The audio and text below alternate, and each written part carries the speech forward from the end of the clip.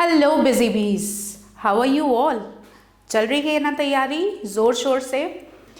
I am your English teacher back with another poem from your text book first flight. हम इस वक्त बहुत ज़्यादा ऑक्यूपाइड हैं क्योंकि हमें पता है अब हमारे पास ज़्यादा वक्त नहीं है। The countdown has started and we are doing our last moment preparation. तो इसी लास्ट मोमेंट प्रिपरेशन को और बेहतर बनाने के लिए मैं वापस आ गई हूँ आपकी टेक्स्ट बुक फर्स्ट फ्लाइट की एक और पोएम के साथ। Today we are going to have a quick revision session of folk poem, a very important poem from your text book. So let us start. Before we begin, let us rewind ourselves and remember what the poem was all about. Karl Sandberg की ये poem थी जिसमें उन्होंने fog को cat के साथ compare किया है। जैसे फॉग यानी धुंध बिल्कुल अचानक सिटी को कवर कर देती है, चारों तरफ फैल जाती है और फिर अचानक ही गायब हो जाती है। बिल्कुल उसी तरह जिस तरह एक बिल्ली साइलेंटली बहुत धीरे धीरे अपने मूवमेंट को प्लान करती है, दूर से ही सबको ऑब्जर्व करती है और फिर पलक झपकते ही बिना किसी को अपने प्रेजेंस के बारे में बताते हुए वहाँ से गायब हो जाती है, बिल्कुल उसी तरह फॉग भी एक्ट करता है। तो यहाँ फॉग और कैट के बीच में एक कॉन्ट्रास्ट, एक कंपैरिजन ड्रॉ किया गया है। ऑलराइट, सो यहाँ पे मेटाफरिकली रिप्रेजेंटेशन किया गया है कैट का।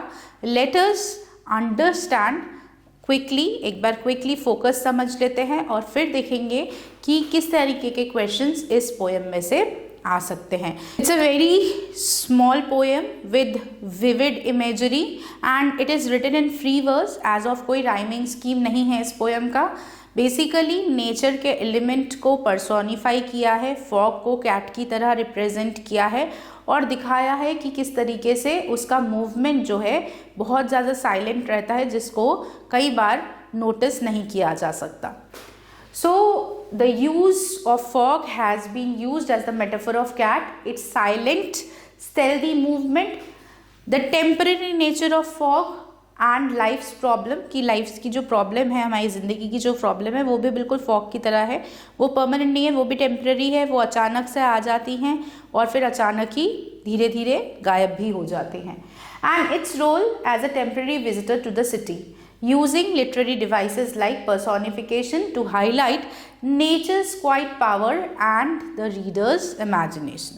So basically it is a boost to your creativity, imagination कितनी अच्छी तरीके से आप कर सकते हैं उसको दर्शाते हुए ये पोएम कार्ल सैंडबर्ग ने लिखा है। And through this poem he has given the message that nothing in the life is permanent, everything is temporary like the fog.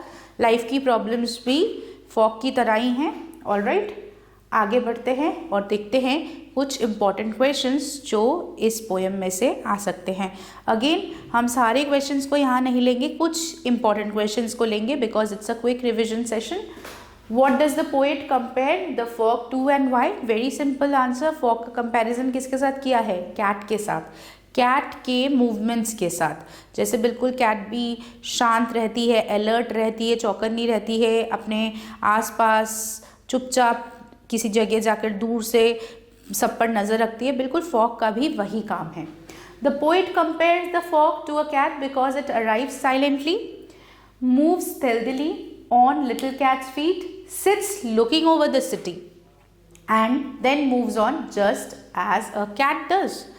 बिल्कुल उसी तरह से फॉग भी एक्ट करता है, इसीलिए उसके कंपैरिजन किससे किया है? एक कैट से। Next question, how does the fog come and go? Slowly, silently, without giving anybody any kind of warning. किसी को पता नहीं होता है, चुपचाप आता है और चुपचाप ही चला जाता है। It comes slowly and silently like a cat sneaking in. It settles over the harbor and the city, observing, and then leaves just as quietly, demonstrating a transient presence. All right?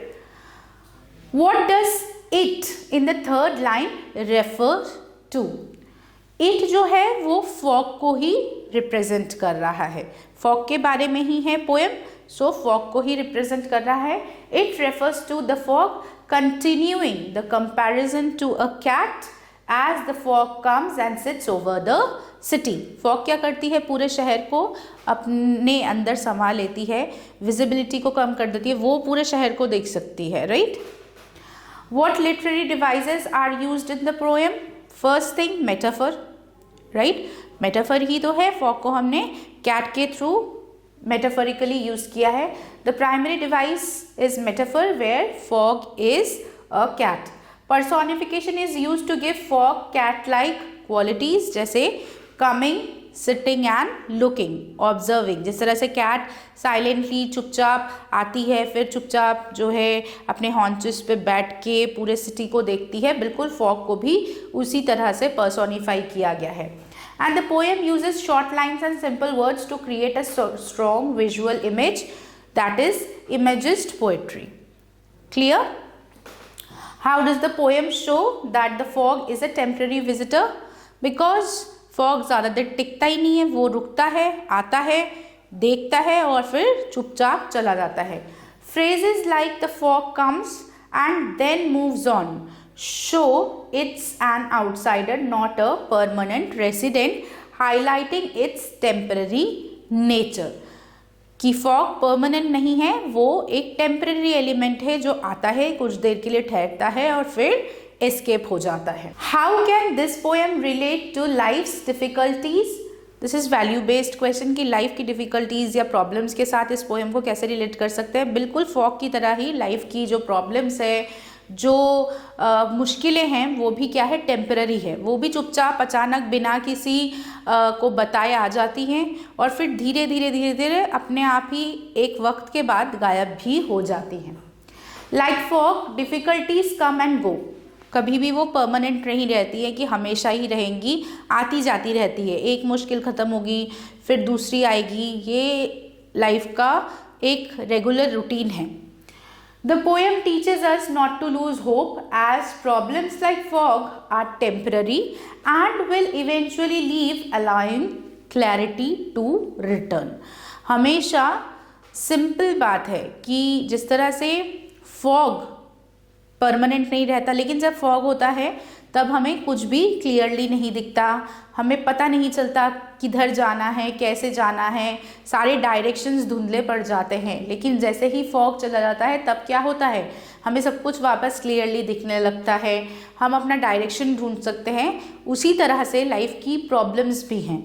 जब problems आती हैं तब हम confused हो जाते हैं, हमारा mind overloaded हो जाता है, ओवर स्ट्रेस्ड हो जाता है, हम सोचने समझने की शक्ति को कहीं ना कहीं खो देते हैं, सेंस ऑफ क्लैरिटी लूज कर देते हैं. लेकिन धीरे धीरे जैसे जैसे फॉग एस्केप करता है, गायब होता है, चीज़ें क्लियर होने लगती हैं. बिल्कुल इसी तरह लाइफ की प्रॉब्लम्स धीरे धीरे जैसे जैसे ख़त्म होती जाती हैं, वैसे वैसे हमारी लाइफ को डायरेक्शन मिलता जाता है, हमारी लाइफ में हमारे गोल्स क्लियर होने लगते हैं और हमें क्लैरिटी वापस से मिल जाती है.